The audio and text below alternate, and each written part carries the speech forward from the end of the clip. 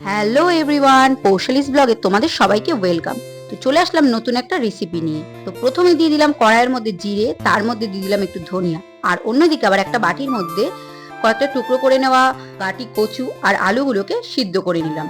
এরপর কড়াইয়ের মধ্যে দিয়ে দিলাম তেল, আর তারপরে ওইদিকে আদা, রসুন আর লঙ্কা আর ওইদিকে জিরে নিয়ে ধনিয়া জিরে নিয়ে এগুলোকে পেস্ট করে নিলাম। আর কড়াইয়ের মধ্যে গোটা গরম মশলা দিয়ে তার মধ্যে ওই পেস্টটা ঢেলে দিলাম। দেওয়ার পর দিয়ে দিলাম স্বাদ মতো সামান্য পরিমাণ একটু লবণ, আর এরপর দিয়ে দিলাম পরিমাণ মতো একটু হলুদের গুঁড়ো। এরপর হলুদ গুঁড়োটা দিয়ে দেওয়ার পর এবার আমরা এইগুলোকে ভালো করে একটু নাড়াচাড়া করে নেব।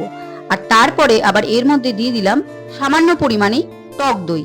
আর এরপর একে একে মাছগুলোকে এর মধ্যে দিয়ে দিলাম। দিয়ে এবার মাছগুলোকে ভালো করে একটু নাড়াচাড়া করে নেব, মানে যতক্ষণ না শুকিয়ে আসে ততক্ষণ অবধি এগুলোকে আমরা একটু ভালো করে নাড়াচাড়া করে নেব। আজকে কিন্তু আমাদের রেসিপিতে আজকে আমাদের মাছ হচ্ছে চিংড়ি মাছ। তো এবার চিংড়ি মাছগুলো দেখতেই পাচ্ছ প্রায় শুকিয়েই এসছে, গায়ে গায়ে লেগেই এসছে। চিংড়ি মাছগুলোকে তো প্রায় কষানো হয়েই গেছে। এরপর ওই সিদ্ধ করে নেওয়া আলু আর গাটি কচুগুলোকে এরপর মাছের মধ্যে আমরা দিয়ে দিলাম। দিয়ে এবার ভালো করে এগুলোকে আমরা কষিয়ে নেব। আর তার মধ্যে রান্নাটাকে আরেকটু সুস্বাদু করার জন্য দিয়ে দিয়েছিলাম তন্দুরি চিকেন মশলা, আর তারপরে দিয়ে দিয়েছিলাম একটু কসুরি মেথি। আচ্ছা, তোমাদের আমার এই রান্নার রেসিপিগুলো কেমন লাগছে সেটা কিন্তু তোমরা কমেন্টে অবশ্যই জানাবে। আর যারা যারা এখনো আমার চ্যানেল সাবস্ক্রাইব করোনি তারা কিন্তু অবশ্যই প্লিজ সাবস্ক্রাইব করে দিও। আচ্ছা চলো আবার রান্নায় ফিরে যাক। এরপর এর মধ্যে দিয়ে দিয়েছিলাম একটু গোলমরিচের গুঁড়ো। তো আমরা তো চলে এসেছি রান্নার একদম শেষ পর্যায়ে।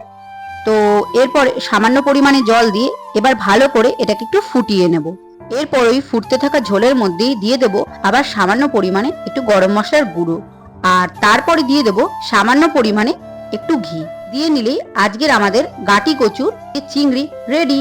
তো এই ছিল আজকের ভিডিওটা। দেখা হচ্ছে নেক্সট কোনো ভিডিওতে নতুন কোনো রান্নার রেসিপি নিয়ে। আজকের মতো টাটা সবাইকে।